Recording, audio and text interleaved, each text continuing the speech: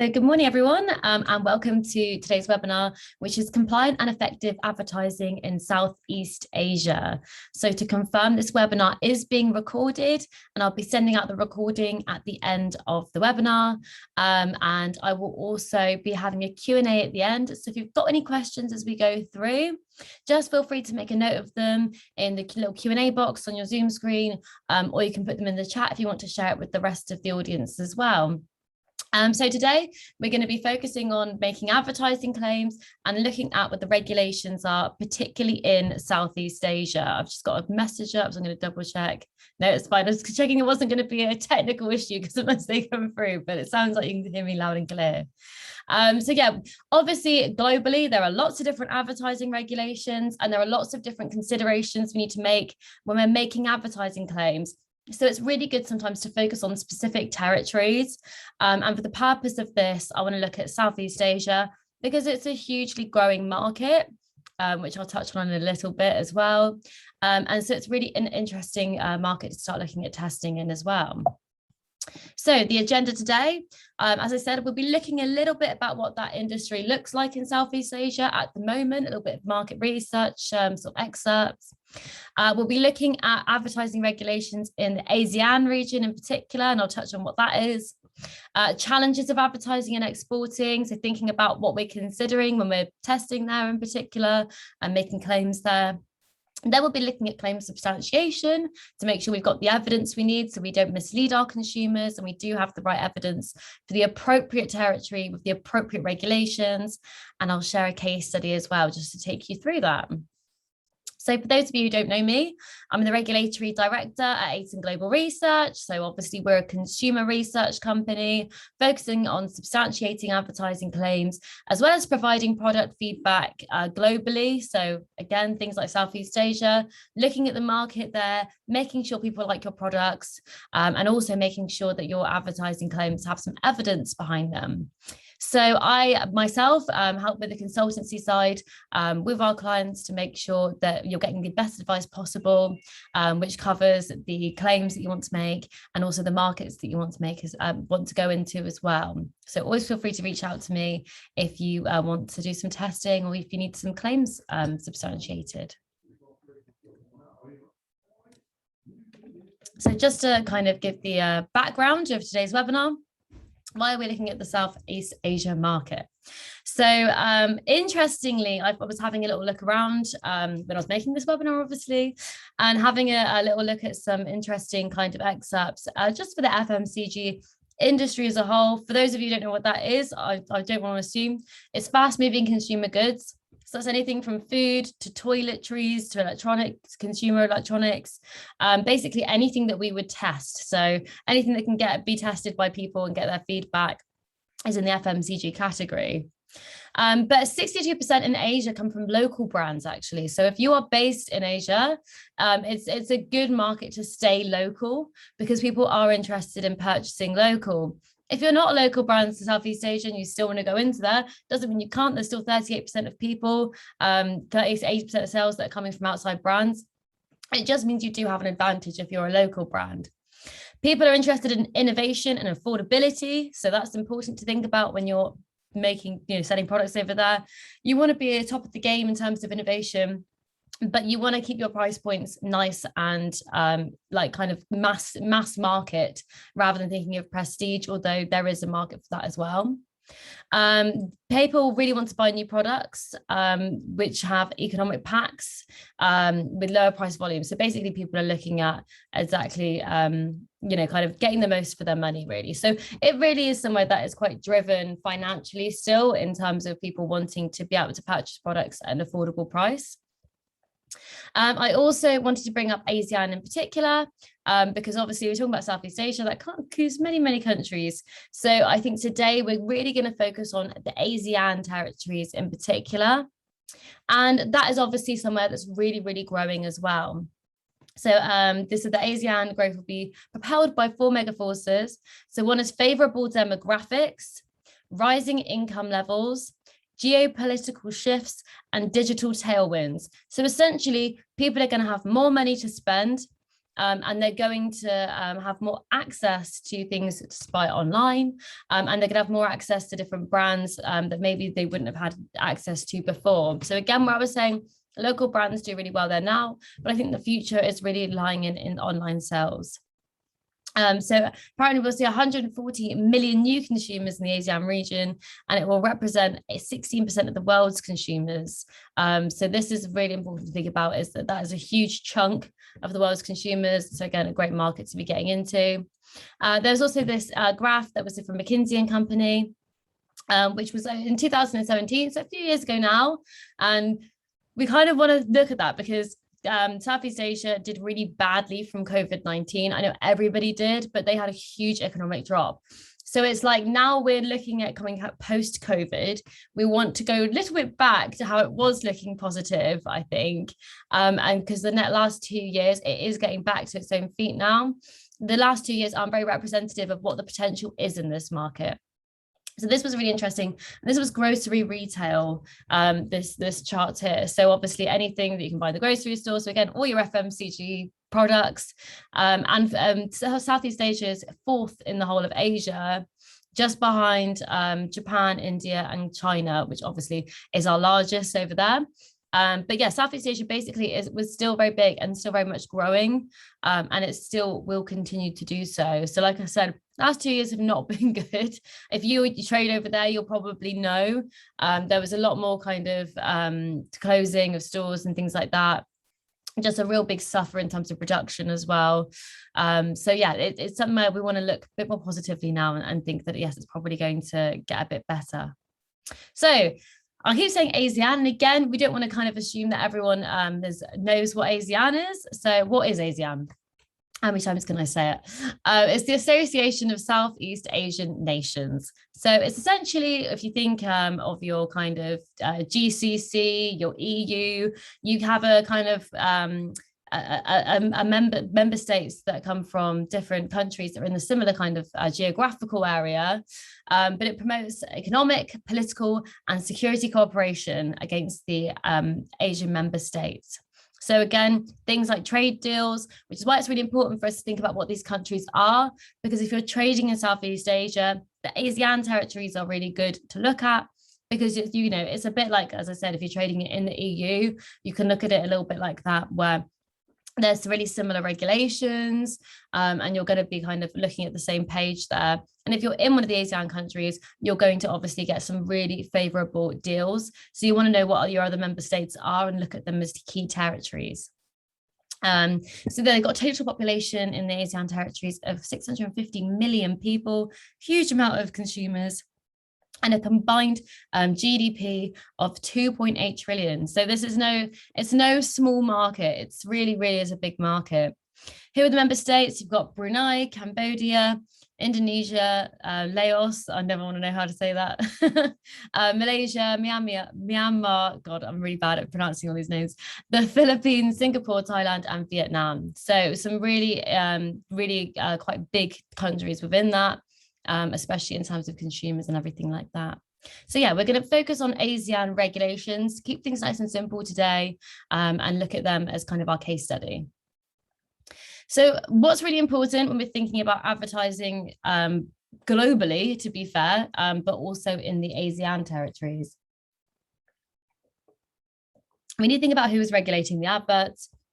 So we know what regulations we need to abide by and who we need to be aware of in those territories as well. So ad self-regulation, that is the way that adverts are generally, there are some exceptions to the rule, but generally regulated globally, and they are in ASEAN. Every ASEAN territory is ad self-regulation. So that makes things nice and simple for us. So what does it mean? It means that instead of having the government come in and say, we're going to look at every advert you put out there, make sure it's compliant, all this kind of stuff, because that would be crazy. It's fast moving consumer goods. This is a fast moving industry. They basically say, you need to know what the code of conduct is, and you need to make sure you're abiding by it. If you're found not to be abiding by it, because there are options, there are ways that you can be found out, you'll have to deal with the penalties. So how do they find out about it? So as I said, there is some policing going on. If there's a case of like, for example, with COVID, we can use that as a good example. Lots of like herbal remedies were coming out saying it will cure COVID, and that obviously wasn't true. So people like what they called in the FDA, God, I can remember that now. The FDA in the US and the ASA over here did some investigations into companies that were doing that to try and stop it because it was so damaging. So they didn't want to kind of leave it up to people to regulate themselves. They wanted to make sure they were stopping that as it was coming in. But otherwise, it's generally dealt with on a complaints basis. So it could be your consumers, it could be the people buying your product, or it could be your competitors, and they would complain about your product. And then the advertising self-regulatory organization in the country that you're selling your product will then investigate the evidence behind your claims, or whatever has been complained about your advert, and make sure that it isn't misleading, and make sure that you've got what you say you do in terms of evidence behind your advertising claims there. So yeah, it's generally on a complaints basis. What's the difference? A consumer might buy your product and say, okay, it doesn't really do that. I'm not really getting the effect there. Your competitor is going to be the one you need to probably worry about a bit more, because if you're doing something similar to them, they don't want you to be on the market. They don't want you to be on the shelves with them. They want to, and if your claims are better, they may question the validity behind it. So that's really what we're looking at there. So it's a very, very important kind of way. It's a very, very important regulation we need to be aware of. Like I said, sometimes people get caught up by these and they go, oh, I didn't even know about it. It can be very innocent, but it's our responsibility as good advertisers, as good brands, as having good products, to make sure we know what the regulations are. So what's in particular for ASEAN? Because it's all very well and good to say here's the how it's regulated, but how do we actually know what we're looking at, what we're looking for when we're looking at the ASEAN territories? So the good thing about ASEAN is quite similar again to the EU. I'm going to keep using it as an example because I know a lot of people in the webinar will currently trade there. There's obviously some joint kind of regulations that go across all territories. So literally in August this year, so it's why it's really good timing for this webinar, they have released the ASEAN Online Business Code of Conduct. Now, this is everything about advertising online, conducting business online, which, as we know, is kind of the main way that trade is going at the moment. So it's really important that we're aware of it. So it was jointly produced by the ASEAN Committee on Consumer Protection and the ASEAN Coordinating Committee on E-commerce. So we're looking at the business side and the consumer side. So it really reflects both. It's for these kinds of regulations are to support both sides. We want to support the consumer, but we also want to ignite competition. We want to have competition. So it's really important that it's fair. So the code contains 15 voluntary commitments. So as I said, self-regulatory, voluntary, you have to read it and you have to commit to it, to act responsibly towards consumers, and making sure you're treating consumers fairly and not engaging in unfair business practices. So what's really interesting about advertising in particular, Commitment 6 is we communicate honestly and truthfully. And underneath it says we provide easily accessible, complete and correct information about our goods and services and adhere to fair advertising and marketing practices. So making sure that we have, when we're communicating our adverts, it's completely true, and that we have easily accessible information about what that validity is. So again, we're looking at claims, we're looking at evidence. What is the evidence? How do our consumers know that? We need to communicate that.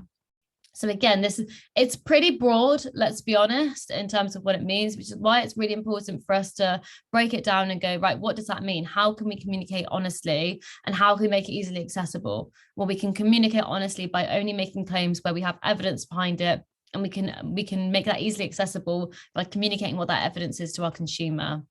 So that goes across the ASEAN territories.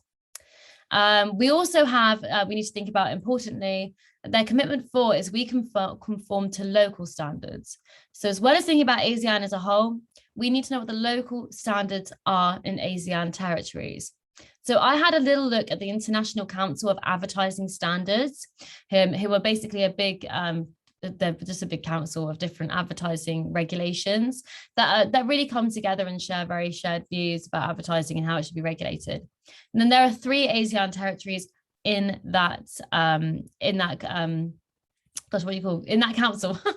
So we have Malaysia, who have the Communications and Multimedia Content Forum of Malaysia, the Philippines, who have Ad Standards Council, and Singapore, who have the Advertising Standards Authority of Singapore. So what does this mean? As well as advertising in ASEAN, if you're advertising any of these territories, and obviously any other ASEAN territories, you need to look into it. You need to look at what the code of conduct is for these advertising standards as well. Generally, it's not scary. I'm not saying like go in there and it's going to be saying something different the whole time. They'll have really similar things. And generally, it all follows that pattern of making sure you have truthful adverts and that you communicate it very honestly with your consumers. So it's important to know what they are and to make sure you read it, because you don't want to be caught out.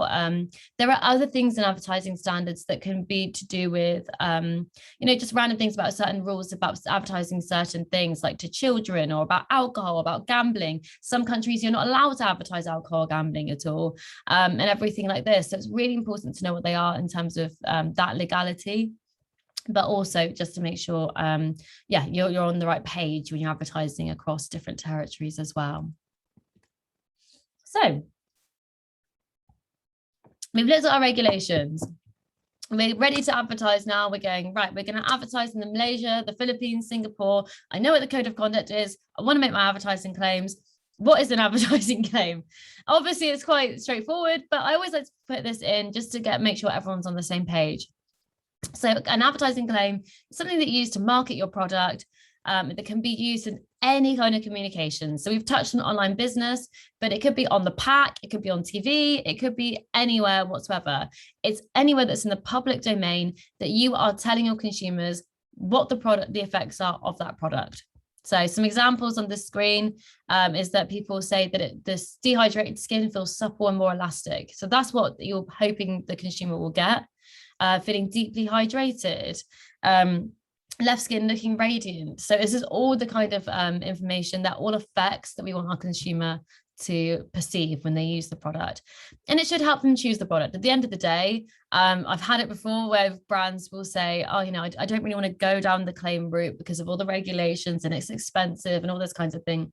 But how would the consumer know how to choose your product? If it just says, it just says moisturizer, well, why would I choose that one across this whole range of products, this hugely congested market which has a whole load of claims on it? And as we said, that it should help you stand out in that crowded market. It should stand out as something the other brands aren't doing and make it look better than the competition. And that's what we use advertising claims, because it's really important that like I said, this market is hugely congested when it comes to especially cosmetics, but any FMCG category, and it keeps on growing. New brands are coming all the time. So you need to stand out and make sure that the consumers know why to use your product. So obviously, as I mentioned, we've decided our claims now. So we go, okay, we want to say it makes the skin soft and supple and looks radiant and all of these lovely things.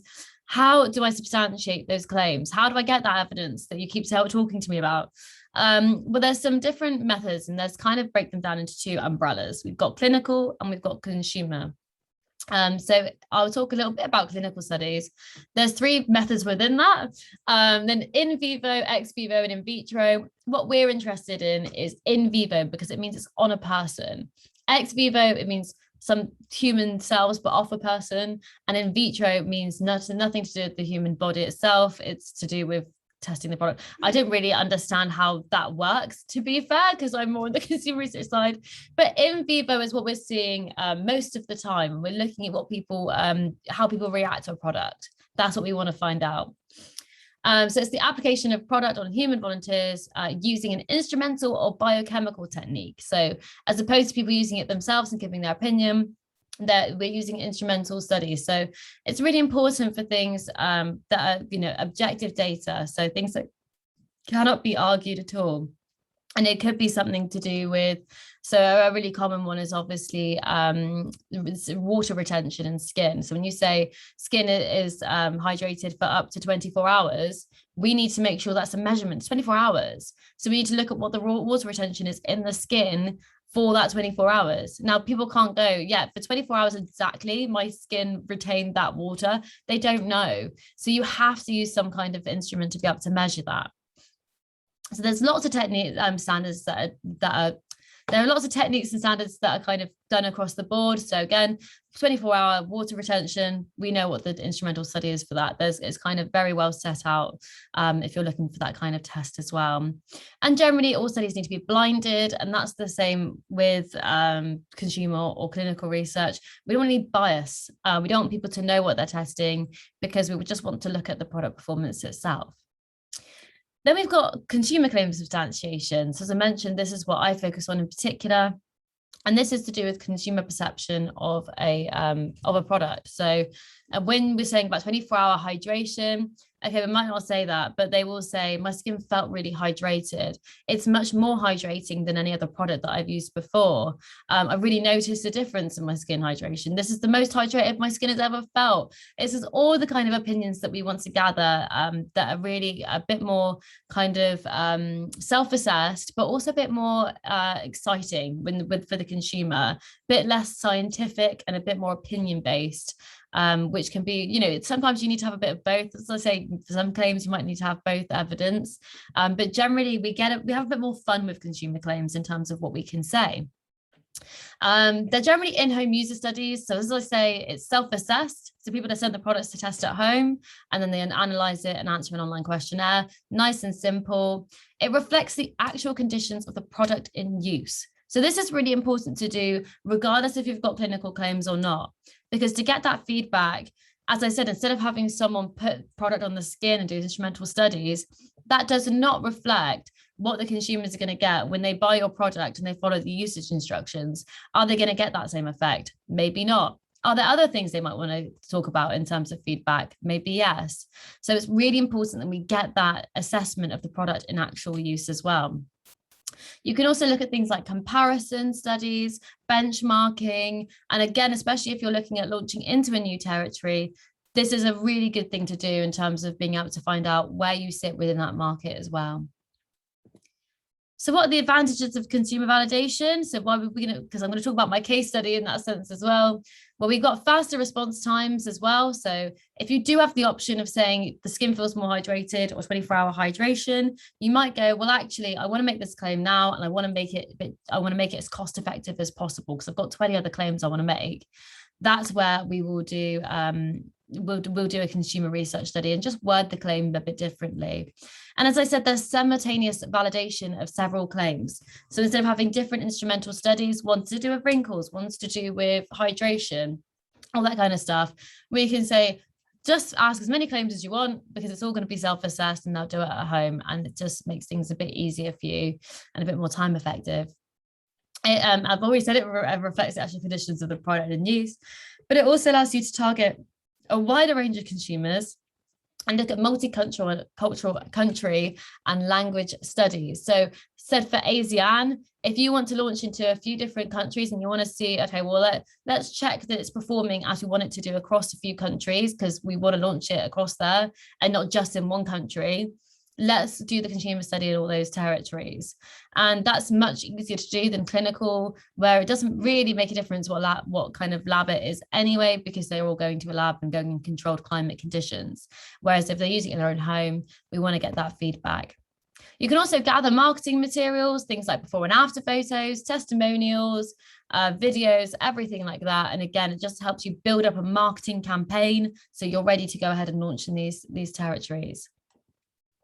So now we're going to have a little look at a case study, just to give you an idea of what that looks like, how we're going to run that kind of study. So it always helps to put it into practice instead of just saying to validate claims.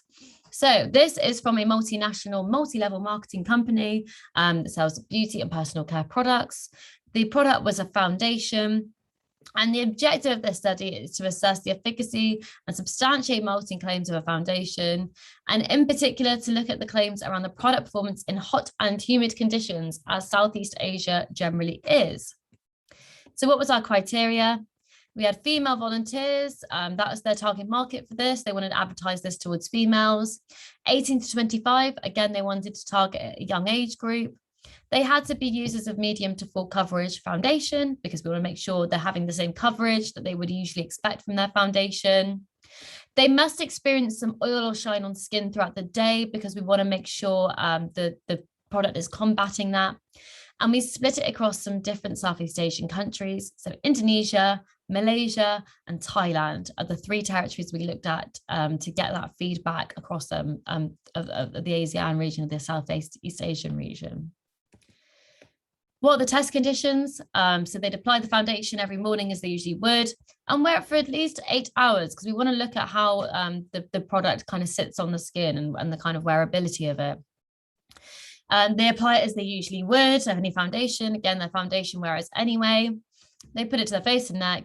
We always have restrictions for use, things like get it out the eyes to make sure that it reflects the warnings you would usually get on your product at home. So we sent out these products to these 3 different countries.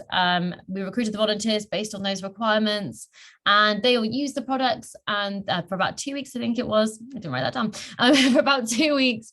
And then we also got them to answer those online questionnaires, and then we get a report at the end of the study. As you can imagine, the report contains lots of different things, but right at the end, we get this lovely summary of results, which really makes it easy to make our advertising claims. As we saw right in that kind of slide at the beginning, we have like 80% of people agree that blah, blah, blah. That's why we use this table, because it's really easy for us to make those claims there. So on the left, we obviously have the question. Then we've got the number of people that were satisfied, number of people not satisfied, and then what that percentage is in satisfied and not satisfied. As you can see, there's little asterisks on our percentage for satisfied, and that means that it's past the pass mark of the claim, which is usually a statistical majority of 66%, and in some cases 70%, depending on where people want to advertise. But as you can see, this product did really, really well, so we're way above that anyway.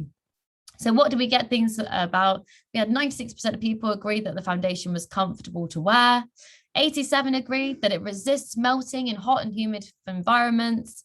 91% agreed that it resists transfer when they wear and touch it throughout the day. And 90% agreed that it can withstand challenging climates. So we really managed to get those claims that they were very interested in that. So these are going to be really powerful in their advertising. So what does that look like though? Oh, actually, before I say that, what is the legislation? Because I was mentioning earlier about these different advertising standards, and it's kind of one thing to mention it, but I think it's always really helpful to see what that code actually looks like. So the Malaysia code I chose as my example, and they say that advertisers must hold documentary evidence to prove all claims made in an advertisement, whether direct or implied, that are capable of objective substantiation.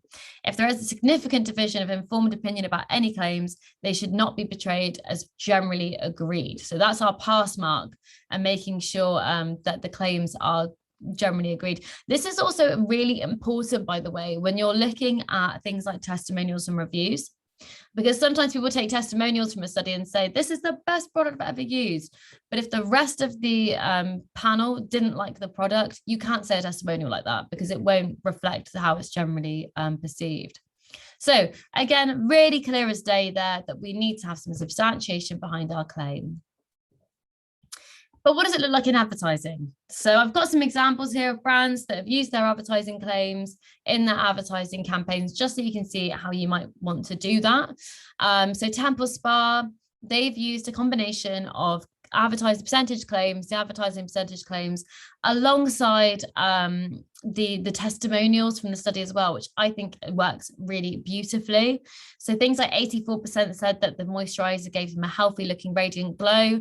And that goes with a testimonial to say it gave my skin a lovely radiant glow that made me feel confident to go makeup free.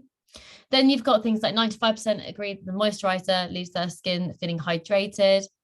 And again, someone saying it worked amazingly well on my combination skin, and it was left feeling soft, smooth, hydrated, and balanced.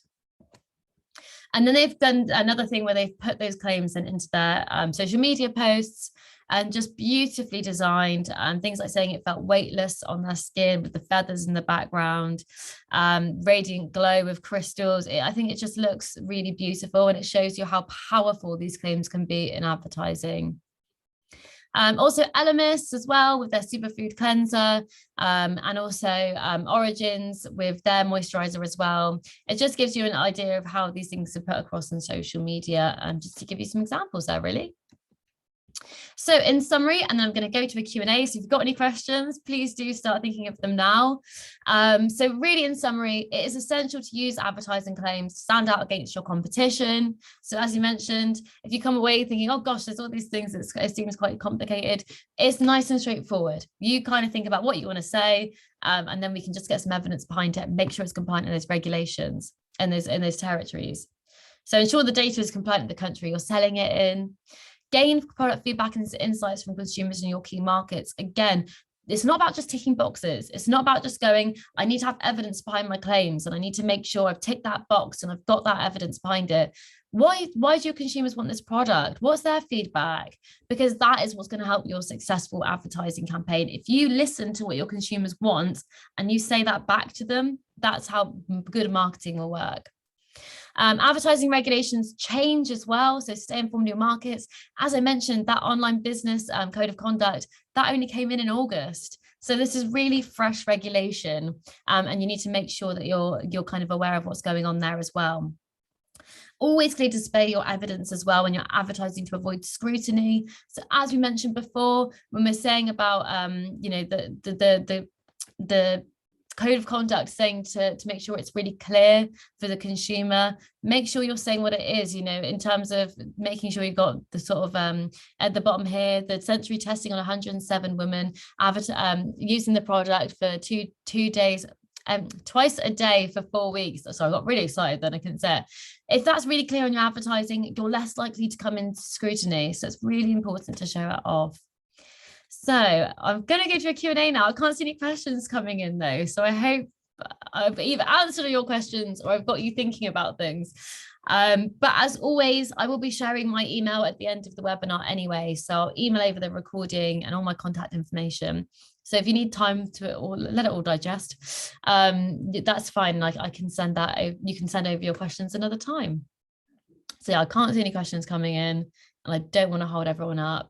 So I'll just summarize. We'll just go through a couple of extra bits, sorry. We are going to be sponsoring the IFSCC Congress in London next year. So please do join us and come see us at our stand. And you can register your interest now for the IFSCC Congress. I've got upcoming webinars. So I have the Making Advertising Claims for Menopause Cosmetics. So that's going to be next week. The week after, beauty devices, is your marketing tooled up? I'll be looking at beauty tools and devices and what the regulations are for advertising with things that aren't necessarily a cosmetic, but going into kind of general advertising regulations there.